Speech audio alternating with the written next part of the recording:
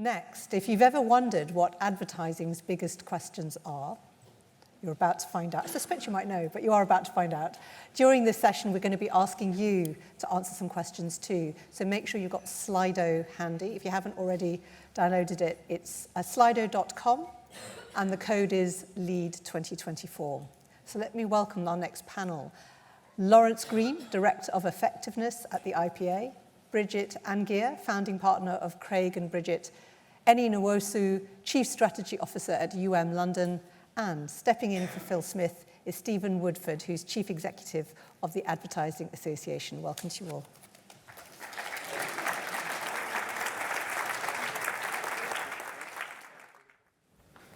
So as Samira said, Phil, we got an email last night saying he'd lost his voice and he's got flu. So I know he's watching online, so Phil, get well soon. So I'm an emergency replacement. So, but I do know this subject matter quite well, so hopefully I won't mess it up. So I'm Stephen Woodford, Chief Executive of the Ad Association. On behalf of the AA, welcome everybody. This is so good to see you all here today. And thank you for joining us, and thank you to our partners for supporting us. You've seen the names on the screen. I'm going to ask each one of our panel. We've got a very distinguished strategic powerhouse on stage here. So I'm going to ask you all to say just a bit about your background. So Laurence, perhaps you start. Yep, distinguished as shorthand for middle-aged. I'm Laurence Green, currently Director of Effectiveness at the IPA, but I've always been a creative agency practitioner, first as a strategist, then as a business director, then as an agency founder. Great, thank you. Bridget. I'm Bridget. I started my career at J. Walter Thompson. I ran the strategy department at Aberbury Vickers for over a decade with my partner, Craig Maudsley. And as Amira's already said, we now run our own brand consultants. Enyi. Morning, everyone. I'm Enyi Nwosu. So I am Chief Strategy Officer for the media agency I've spent half my career in creative agencies, half in media agencies. I, in fact, started my media agency career working with Laurence at Low Howard Spink back in the early 90s. So, yeah, good to be here. So a great panel here on the stage in terms of strategic expertise, but obviously we're going to be looking at the wisdom of the crowd, as Samira said. So I hope everybody's ready with Slido, because we're going to be asking you some questions and testing your knowledge about advertising's big questions. So this is a series of essays that the AA's think tank Credos commissioned from 2017. And it was really prompted by a brilliant insight, which was, what are the most asked questions on Google about advertising?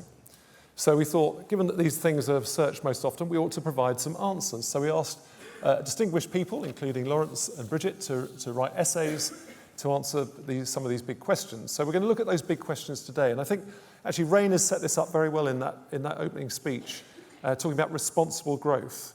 You know, growth at any cost, I think, is not seen as acceptable now. We need to think about the trade-offs about growth. What is the right level of growth? What are the trade-offs on society? What about prices? What about the general social sort of cohesion and fabric? So we want to be able to address those issues because we want advertising to be at the core of responsible growth. And obviously, as an election year, growth is going to be on all the political parties' main agendas. And we think we've got a really good story to tell, as the agenda today, I hope will illustrate. So we want to demonstrate the role that advertising plays in responsible growth. And that really does come down to some of these big questions. So Slido's at the ready. Eyes down. I'm seeing lots of eyes down, looking at phones. This is good. So the first question is going to be, does advertising grow markets? So please, all of you, does advertising grow markets? We'll start to see, I hope on the screen shortly, the answers coming through. So does advertising grow markets? Wow. Oh. Now, in a way, I'm not surprised by that result. It's a confident crowd, people who make their living from advertising. So you see a big vote of confidence there about advertising growing markets. Well, Bridget actually knows the answer to this question. And so I'm going to pass over to Bridget to perhaps reflect on the wisdom of this very distinguished crowd. Well, it's really interesting, and it is an assumption that we've seen made quite a lot. We ran an industry poll a few years ago with experts, and actually they were less punchy than you. They said 2/3 of them said they thought advertising grew markets. So we really wanted to find an answer, and we're really lucky here that we have the IPA Effectiveness Awards database. It started in 1980. It's got hundreds of effectiveness cases in there now. And these are the very, very best cases that prove the effects of advertising. They are the creme de la creme. So if there was an award scheme where the contestants would want to prove that their case had grown a market, these would be them. So I thought I'd share with you the conclusions of our analysis of this database. So we've looked at it over 42 years. We've looked at 682 cases. And, drum roll, only 12% of those cases reported a market effect that claimed that they'd grown markets, 12%. Any immediate reactions to that? So you could, if you wanted to say 9 out of 10 cases did not demonstrate a market effect. Laurence, do you want to add to that? As you're now the effectiveness guru running the IPA Effectiveness Awards, was that a surprising finding when you first read that in the essay? Yes and no, because I think, as the poll demonstrates, I think we instinctively feel that advertising does grow markets at a micro level and at a macro level. What Bridget's essay very cleverly does, and I suspect she's about to talk about this, is define markets better, and therefore the limits to markets simply growing as a consequence of advertising ad infinitum. Exactly. I mean, what I would say is, obviously, what seems to happen is some substitution occurs. As an economist, I understand that we've got finite resources, and usually if I am encouraged to buy one thing, it means I buy less of something else. So I understand it at that level. But the important nuance is, I guess, definition of a category that Laurence is alluding to. And we as marketeers quite often define a category quite narrowly, because that's the category we look at and that's the data we see all the time, whereas consumers don't always. So you might be thinking about your category being holidays. Consumers don't necessarily think of it like that. They'd be thinking, do I go on holiday? Do I buy a sofa? Do I even put my money in a pension? And their definition of how they choose to spend that money is different to ours. And so at a macro category level, it's very hard to see growth at that level because there's substitution that's happening all the time in consumer behaviour. Yeah. And I think that's a really important point to remember, is that at market level, most brands are competing for market share.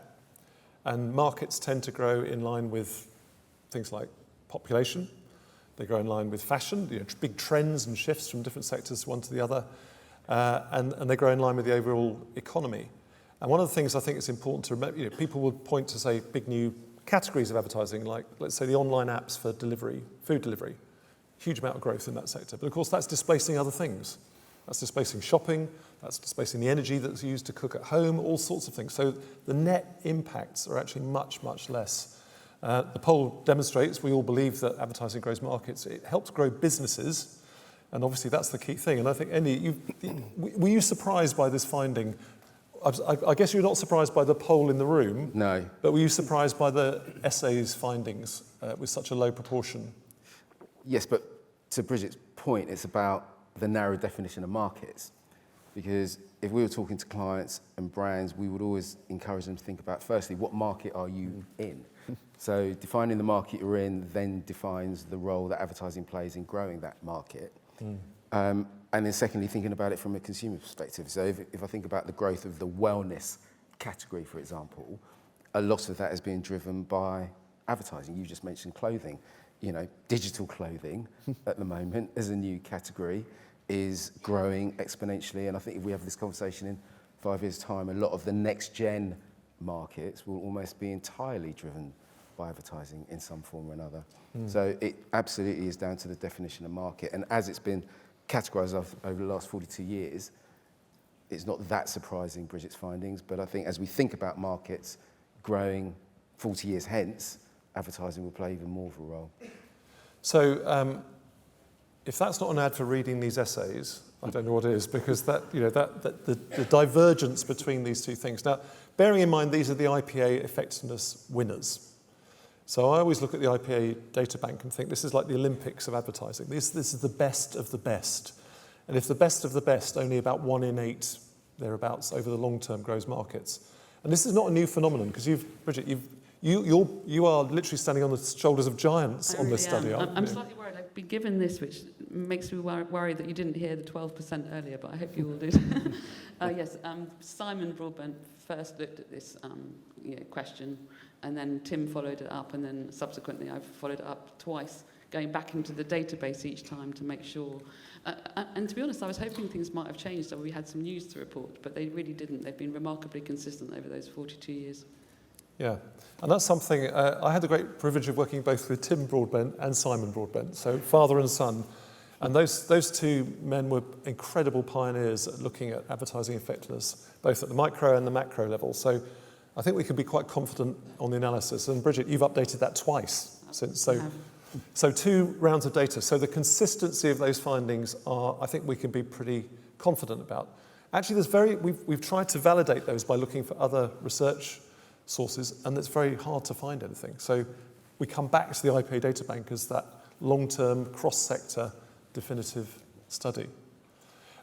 Bridget, but let's talk about the 12%, because I think it's important to focus on where advertising does Yes, grow everyone loves markets. the exceptions, don't they? Maybe that 5% of the audience. That's my account man thing. So I'm looking for the good news. Again, Simon Broadbent identified 6 exceptions where it looked as though market growth was achieved. The 2 that seem to be happening more than others, and I'm stressed these are the exceptions, are when you have a dominant brand in a category.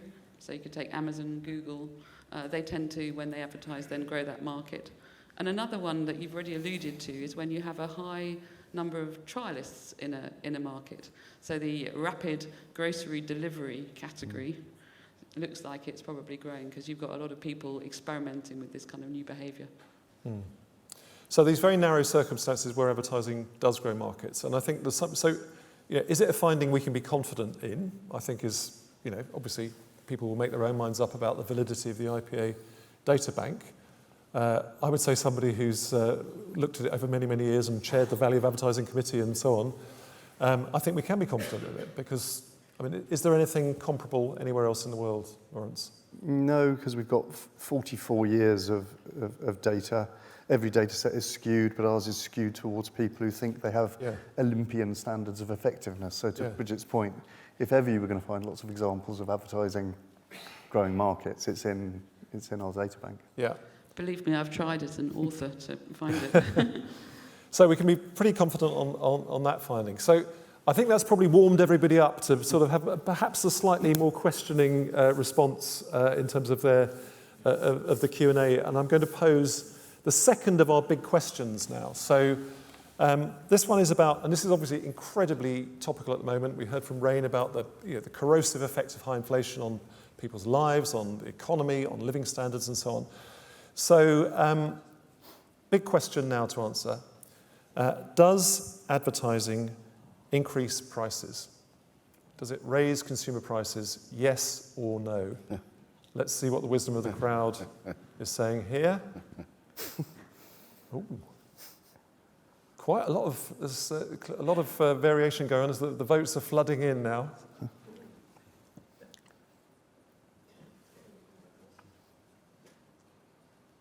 So are we settling around about, okay, does advertising raise consumer prices?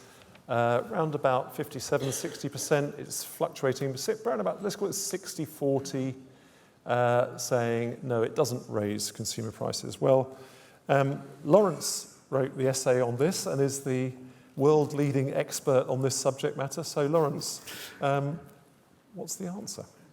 Well, I was hoping it would land at 57, given that Heinz have been criticised recently for commanding a super premium, but if you can, why not?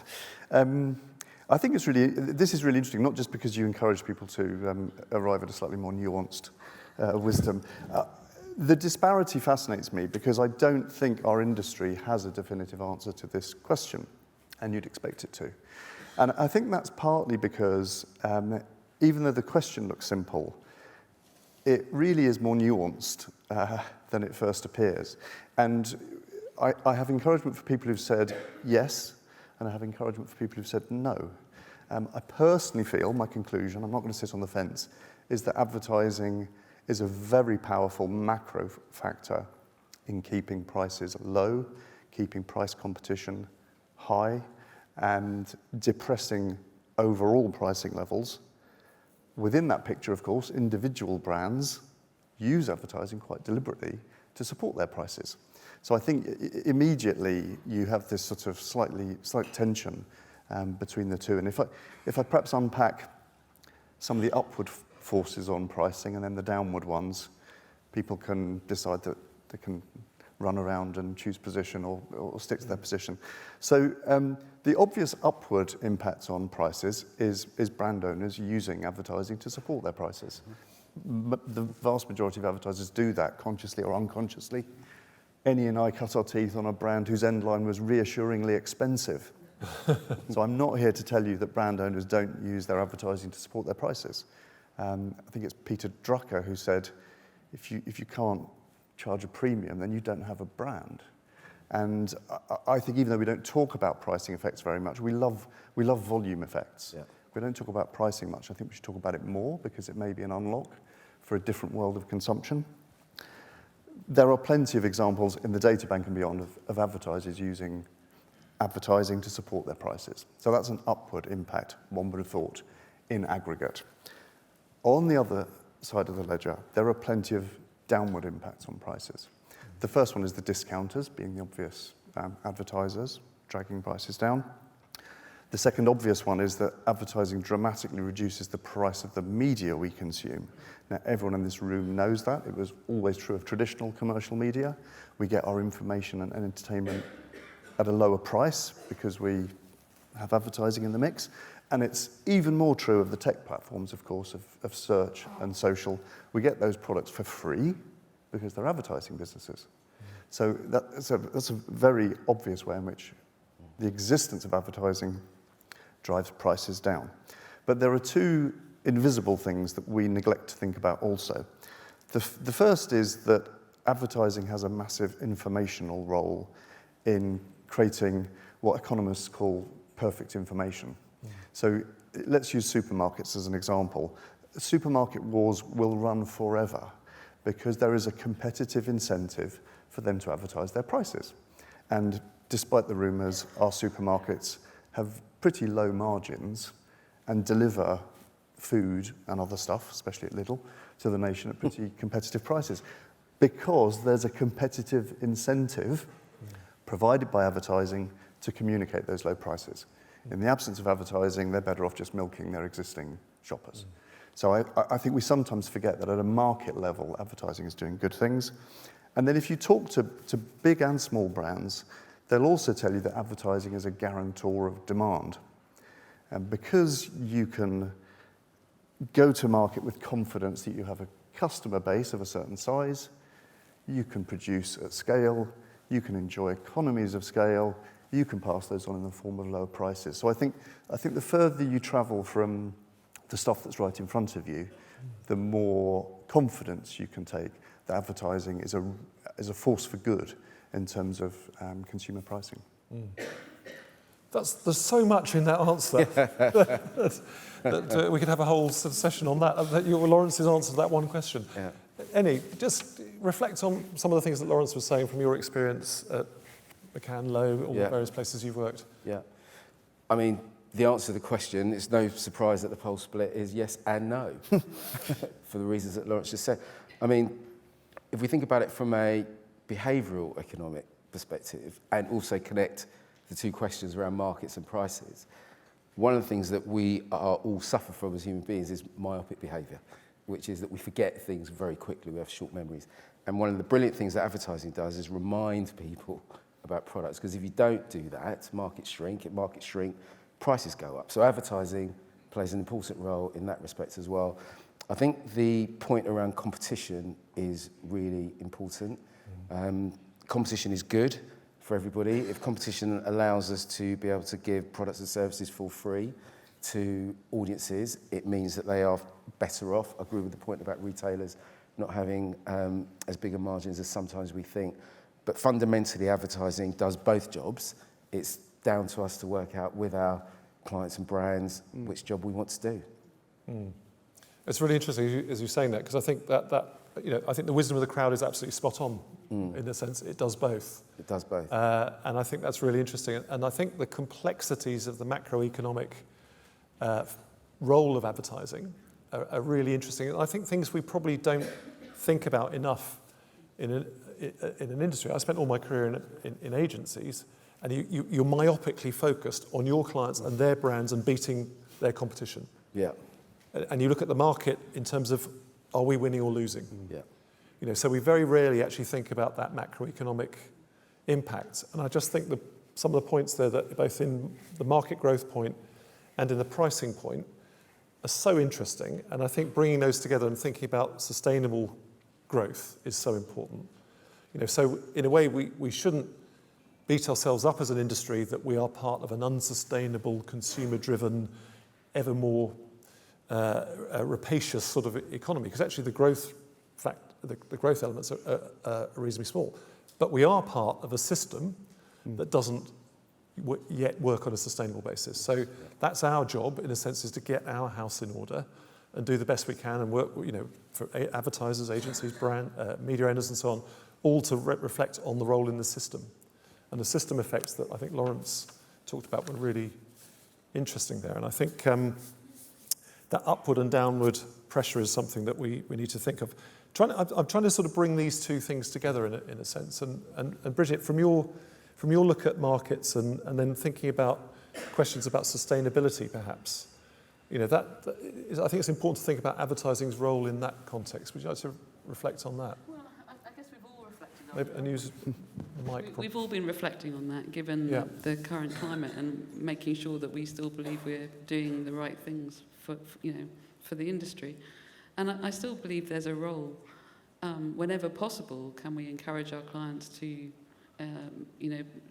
put their money behind those things that have a better footprint or are more sustainable? Absolutely, because we know that there's a power in advertising to encourage switching. So if we can nudge consumers to the things that we believe are going to be more sustainable, I think that's a fantastic thing to do. Laurence? Well, I can answer this in relation to pricing, actually. I mean, I've got a general point of view, but let's stick within the narrow confines of pricing. Because I mentioned earlier, I think, that it might be an unlock for a future of sustainable consumption.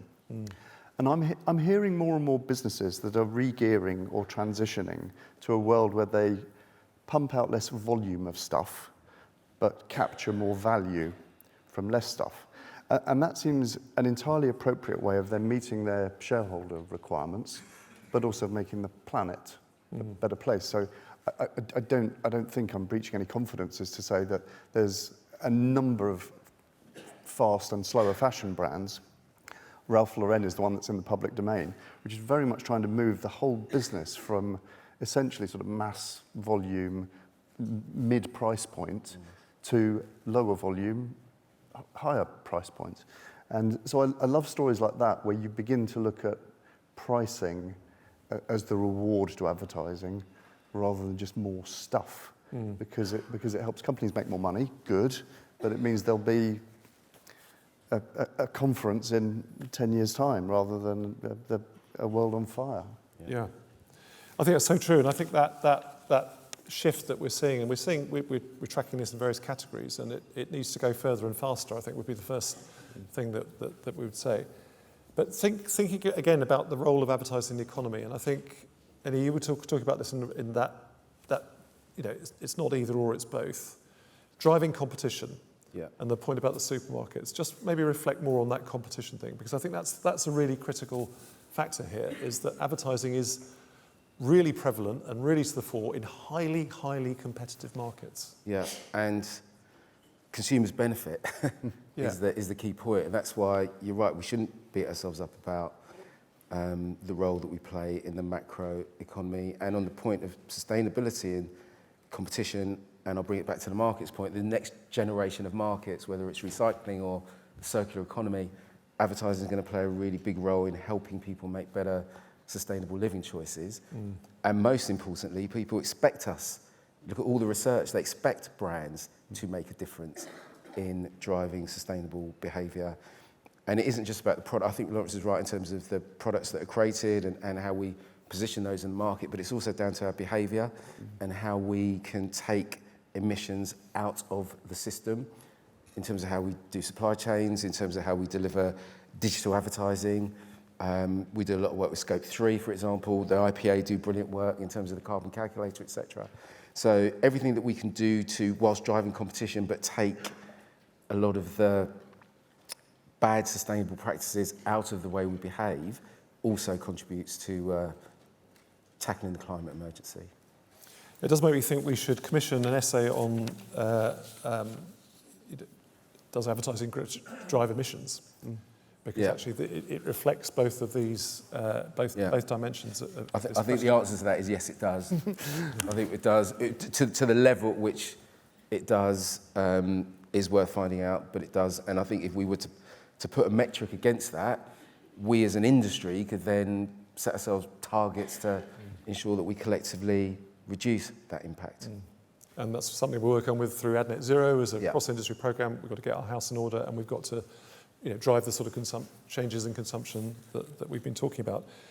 I'm going to come back to Laurence, to some of those points you made about the macroeconomic impacts, because I think that you talked about if you like, advertising is at the sharp end of a very complex supply chain, and it's often the most prominent, apart from like the brand on the shelf or in the store, the most prominent part of the brand. But you mentioned things like economies of scale and all the other things that I think are such an important factor in this, that I don't think we think about that often in the ad business. Well, I think you nailed it earlier by saying that because our industry is so fragmented still, we do talk about and think about my campaign, my brand, my agency, my business. And I think that's why events like this and topics like this are so important for us to understand, because otherwise we are the bogeyman for cost of living crisis, which I think is a consequence of factors that run way beyond this room rather than a consequence of bad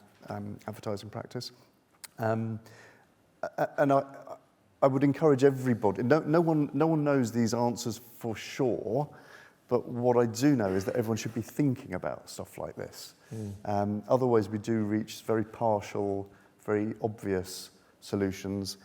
2 years ago, the government appointed a cost of living tsar, whose name I forget because the role didn't last for very long. And one of his suggestions was that advertisers stopped advertising and gave all of that advertising budget back in the form of price cuts, which, if you don't think about things more profoundly, is the sort of crazy proposal that fills the vacuum. So I just encourage the room to think about broad topics like this as often as you're thinking about the to-do list when you get back to your agency. Yes. The thing that always struck me is we don't have that much data. We don't have that many reports that we've published in the industry. So we should all read all of them because it's not going to take very long. Yes. And it really, I just think I've learnt so much from reading other people's essays and topics to think about those broader issues, not just my issues and my category, my brands. Yeah. I mean, when that cost of living czar made a brief and inglorious appearance, because it crashed and burned, as a lot of those daft ideas do, we lobbied against it and said, so you want to reduce competition at a time when actually competition is most needed. Because coming at the point you made, that's the way people compete. So if you take away one correlation that you can see across the world and across markets is where there is low advertising intensity or low market penetration for advertising, you tend to have quite static incumbency. You tend to have low competition, you tend to have inferior service, and you have higher prices. So, maybe that's another way we could develop this, is to look at the differences. The UK is a very advertising intensive market, also a very highly competitive market, one of the most competitive retail sectors across most categories, very, very highly competitive. Markets shrink if you reduce advertising. Yeah, that's what happens. And it's very good if you're an incumbent because you don't have challengers and so on. That's how people challenge the existing order. We've talked a lot about that. Okay, we're in our last 2 minutes and we're going to see whether the wisdom of the panel has affected the wisdom of the crowd and see how much of this has sunk in and changed minds or not. So we're going to ask the same questions again and see where people are on this one. So does advertising grow markets? Yes or no?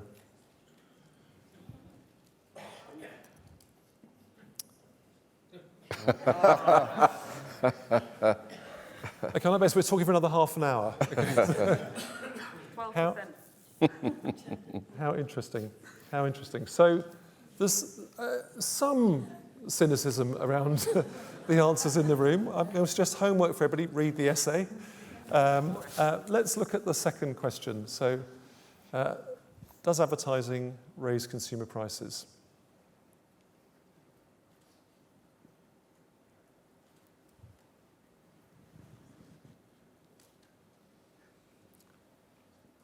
Okay. That one is settling down. That one's widened a bit. The other one closed a little bit. I think it's very interesting to reflect on both those answers and both the beliefs in the room. And I would reflect on some experience that we've had when we've been debating that issue about market growth, where we've had quite a lot of pushback and just saying, well, there's other sources that would dispute that. And I would say, okay, produce them, because we can't find any.